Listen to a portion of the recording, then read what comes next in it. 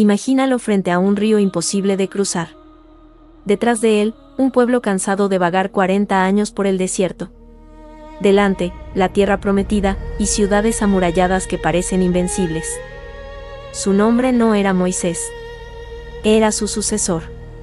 Y su misión era aún más aterradora, conquistar lo que Dios había prometido. Esta es la historia de Josué. El hombre que aprendió que el verdadero liderazgo no nace de la fuerza, sino de la obediencia.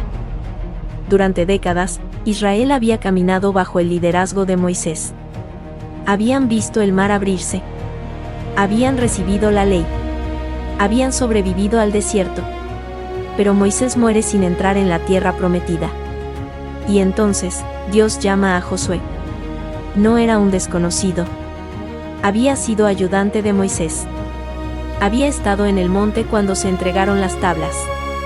Había sido uno de los 12 espías enviados a explorar Canaán, y uno de los 2 que creyó que sí era posible conquistarla. Ahora, la responsabilidad era suya. Un pueblo entero lo miraba. Y Dios le dice algo que marcará toda su vida: esfuérzate y sé valiente. El llamado. Dios confirma a Josué como nuevo líder de Israel. Josué sabía lo que significaba seguir a Moisés. Había visto su autoridad, su cercanía con Dios, su carácter.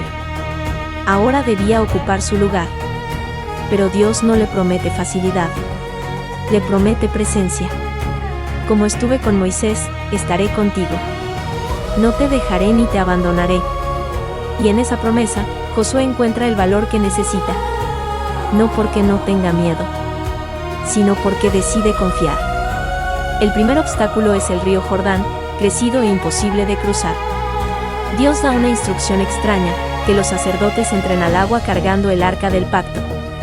Y cuando sus pies tocan el río, el agua se detiene.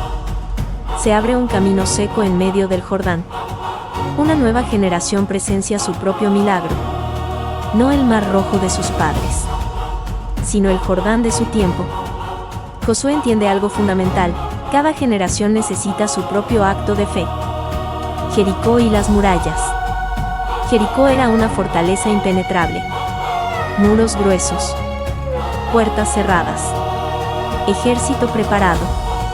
La estrategia de Dios no tiene lógica militar.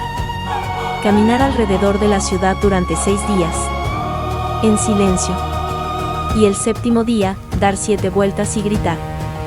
No espadas. No catapultas. Solo obediencia. Durante días, los soldados deben haber sentido vergüenza, dudas, confusión. Pero cuando el pueblo grita, los muros caen. No por la fuerza humana, sino por la confianza absoluta en una instrucción divina. Josué aprende que las batallas más grandes no se ganan con armas, sino con fe. Después de Jericó, todo parecía sencillo. La siguiente ciudad, Ai, parecía pequeña, fácil. Pero Israel es derrotado. El pueblo huye. El ánimo se desploma. Josué cae rostro en tierra, confundido. La razón no es militar. Es espiritual. Un hombre llamado Acán había desobedecido y tomado lo que Dios había prohibido. Josué enfrenta la situación con dolor, pero con firmeza. El pecado oculto es expuesto. Y solo entonces, la victoria vuelve.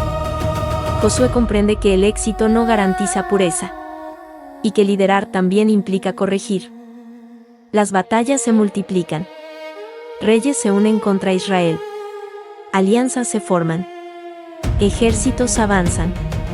En una de las guerras más sorprendentes, Josué ora algo imposible: Sol, detente. Y el relato bíblico dice que el sol se detuvo en el cielo hasta que la batalla terminó. Más allá de cómo ocurrió, el mensaje es claro: Josué creía que Dios intervenía en la historia.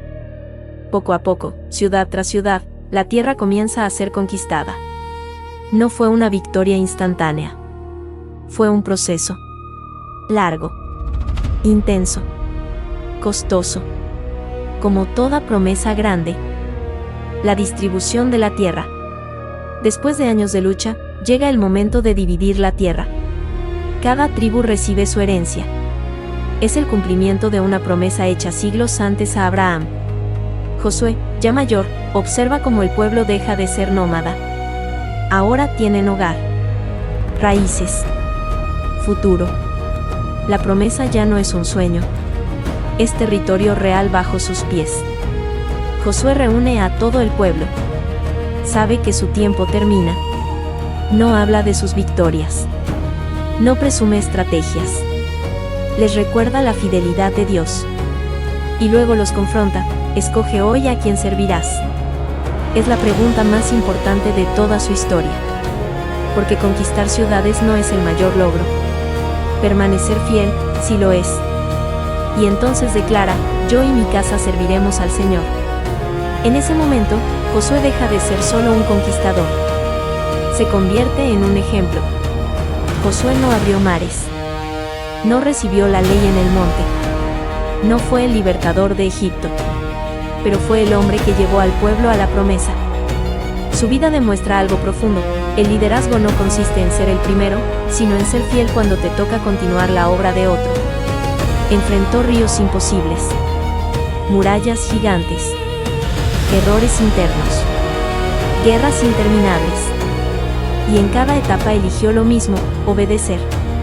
Cuando murió, la Biblia dice que Israel sirvió a Dios mientras vivieron los que habían visto sus obras. Ese fue su verdadero legado. No solo conquistar tierra, sino inspirar fidelidad.